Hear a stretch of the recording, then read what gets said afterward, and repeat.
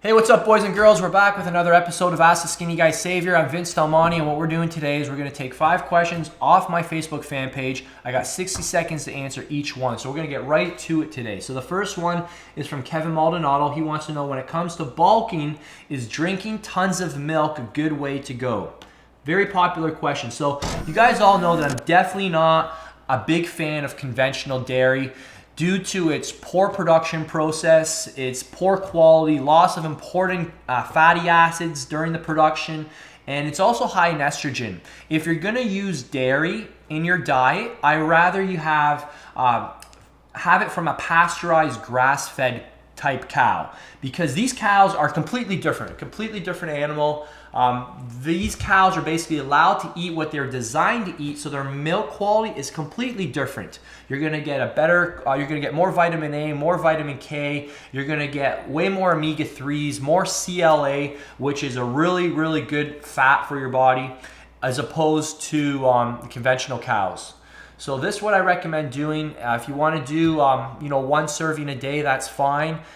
Like I recommend to everybody, rotate your protein sources. Never eat the same protein source twice in the same day. That's my general rule of thumb. Okay, so the next question comes from Chris Joey. So Chris Joey says, "Hey, Super Vinny."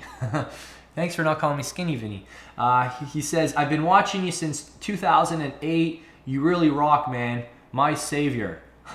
Remember, when I say savior, I'm referring to savior with a small s, not a capital S. Okay, my question is I'm bulking. I'm in a bulking phase right now, but I really love surfing. So how can I manage doing both without any interference? Or can I just surf on my non-workout days? This has really been a pain for me. Please help me out here. Okay, so this is something we all face. It's just called the reality factor. Unless bodybuilding is your life and live and breathe and this is all you do and that's all you care about, building muscle, then I would say don't surf, because obviously any form of activity will interfere with your gains. But I mean, is it worth it? Probably not. It's just going to take a little longer to get to your goal. So man, you got to enjoy life in the process, right? So keep surfing. I would recommend doing your, definitely don't do a lower body workout on the same day you surf. But what I would do is kind of just decide what's more important for you. So on the phases of the year where building muscle is more important to you, just cut back on your surfing a bit. And the times of the year where you want to maybe prioritize just your surfing and that, cut back on your weight training. And yeah, definitely keep them separate as you suggested. And I would definitely, do your upper body days. If you're going to surf, do your upper body days on the same day you surf. Definitely not your lower body days. So the next question goes to Andy Tavis. He said, "Just finished college and now I'm on my own." Well, first off, congrats, man. Any advice for someone just learning to grocery shop and cooking their own meals? My culinary skills are non-existent. My primary focus is packing on muscle using a relatively clean bulking approach. So Andy, I can definitely help you with this. I still remember when I graduated college, I moved out. I lived with my parents initially, but then I moved into my own place. I was in the same situation as you, just as thousands of guys are every single day. So what I highly recommend you do is make a small investment into a cookbook. And I can give you an amazing resource. I recommend you pick up Dave Ruel's Anabolic Cooking Muscle Building Recipe book. It's got 200 plus recipes specific to guys who want to build muscle. It's awesome. The macros are already set up. You just have to download it and basically follow a new recipe. I mean, you could design your whole meal plan around his recipes and there's zero guesswork. It takes the thought completely out of it. You just have to prepare the meals. So I highly recommend you pick up that. That will literally change your life. And as far as tips go when grocery shopping, I highly recommend you also become a member of Live Large TV. I just uploaded a brand new episode called Getting Big on a Budget, and I share 10 of my best tips for how to save $25 to $50 a week in groceries. So this is something I've learned over the last 10 years. I highly recommend you do that too. Okay, next question goes to Francis Janik. Francis asks, "I want to increase my lean mass without gaining a lot of weight. Do I need to still bulk, then cut to accomplish this?" First off, my definition of lean mass is dry muscle plus glycogen plus water. So anything in excess is going to be fat. What you need to do here, Francis, is manage what I call the number. The number is the number you need to hit every month to stay on track with your goals. So for most guys who want to bulk up, it's going to be around 4 or 5 pounds a month. Anything in excess of 4 to 5 pounds a month, for most guys, is going to be body fat.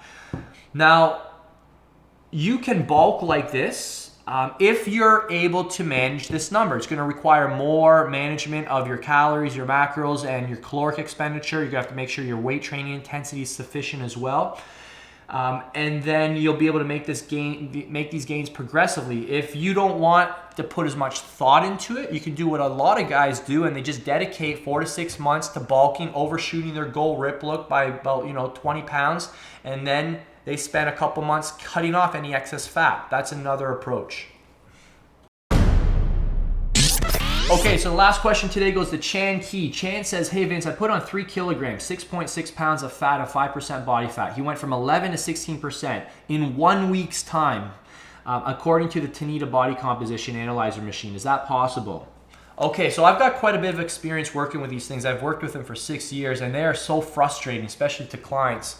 So I'll explain why. The Tanita scale basically analyzes body composition based on bioelectrical impedance. So how the BIA works is that it sends a small current through the body and determines how much resistance it occurs. So the current's going to pass through water a lot easier. So somebody who's very muscular, obviously there's a higher water content in somebody who's more muscular, so the current goes through quicker, they're going to read lower. If somebody who has more fat on their body, that current's going to be impeded, it's going to go through the body slower, so they're going to read with higher fat content. Really what the Tanita does is it simply measures how hydrated you are. So depending on whether you come in with a full bladder or if you come in dehydrated, it's gonna reflect a lot of inaccuracy. Tanitas are well known for having a 5% margin of error compared to other gold standards for measuring body composition. So hopefully you're taking some pictures and taking measurements so you can actually get a better indication of whether you actually gained 5% body fat. I extremely doubt that you did. So there you have it. That's another 5 questions. I'll see you back here in 2 days' time when I'm going to upload a new video. To make sure you see that one, subscribe to the channel. I upload these every 2 days. I don't want you to miss anything. And if you're looking for an opportunity to get a question answered, then be sure to join my Facebook fan page. Go to vincedelmontefanpage.com, like up the status, and wait for the opportunity for when I ask for the questions. Have a great day.